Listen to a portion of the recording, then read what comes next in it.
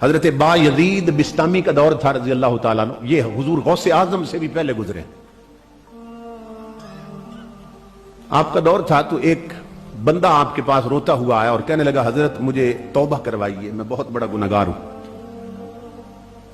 آپ نے فرمایا کہ پہلے گناہ کی نوعیت معلوم ہو جائے کہ بندے کا حق مارا ہے یا خدا کا حق، پھر اسی حساب سے توبہ بھی بتانی ہوتی ہے نا.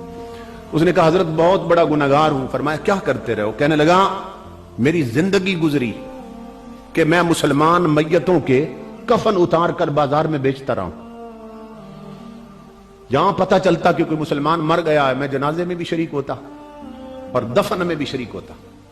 قبر پہ نشانی لگا کے آ جاتا. دنیا جب سو جاتی رات کو میں جاتا اور سر کی طرف سے اوپر سے مٹی ہٹاتا اور سل اور پتھر ہٹا کے قبر میں اترتا اور پورا کفن اتار کر بازار میں بیچ دیتا.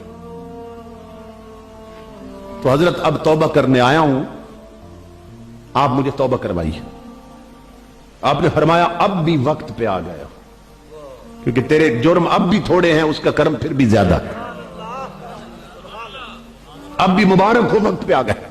اسے طریقہ بتایا توبہ کروائی اسے آپ نے. اب آپ نے فرمایا میرے دوست تو توبہ کر چکا، اب مجھے میرے سوالوں کا جواب دے، سوال کا جواب دے. اس نے کہا حضرت پوچھئے. فرمایا تو نے اپنی زندگی میں کتنی مسلمان میتوں کے کفن چوری کیے ہوں گے؟ وہ کہنے لگا جی حضرت اب جھوٹ نہیں بولوں گا چونکہ توبہ کر دی، اللہ کی عزت کی قسم میری پوری زندگی اسی دھندے میں گزری ہے، میں نے 1000 مسلمان میتوں کے کفن چوری کیے. 1000 کے. آپ نے فرمایا آپ میرے دوسرے سوال کا جواب دے کہ تو نے 1000 مسلمان میتوں کے کفن چوری کیے، تو عینی شاہد ہے نا، پھر اندر آنکھوں کا حال دیکھتا رہا، آنکھوں سے دیکھتا رہا. تو بتا کہ تو نے 1000 کے کفن چوری کیے، ان میں سے کتنوں کے منہ قبلے کی طرف تھے؟ کیونکہ آپ جانتے ہیں جب میت کو دفن کرتے ہیں تو اس کا چہرہ پھیر دیتے ہیں قبلے کی طرف. آپ نے فرمایا کہ تو اب بتا مجھے کہ ان میں سے کتنے لوگ تھے جن کے منہ قبلے کی طرف تھے. اب چور کی چیخ نکل گئی، اب داڑے مار کے رونے لگا، کہنے لگا حضرت اللہ کی عزت کی قسم جھوٹ نہیں بولوں گا، 1000 مسلمان میتوں کے کفن چوری کیے جن میں سے صرف 2 کے منہ قبلے کی طرف تھے، باقی سب کی گردنیں مروڑ کر چہرے پھیر دیے گئے تھے.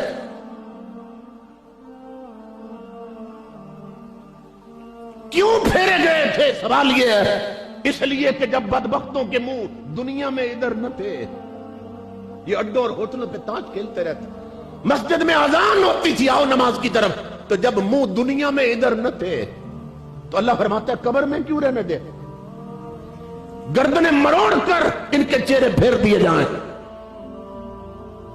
اب بتاؤ امام الانبیاء کے غلاموں، ہمارے محلے میں برادری میں کتنے لوگ ہیں جو اذان سن کے مصلی کی طرف جاتے یا نماز پڑھنے جاتے ہیں؟ اور یہ حشر ہونے والا ہے.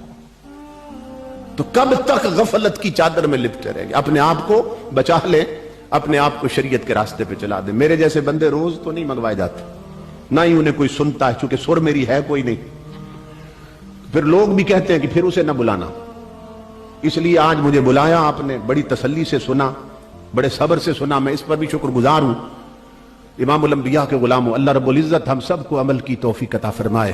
اب جس کے جی میں آئے وہی پائے روشنی، اب جس کے جی میں آئے وہی پائے روشنی. ہم نے تو دل جلا کے سر عام رکھ دیا. وما علینا الا البلاغ.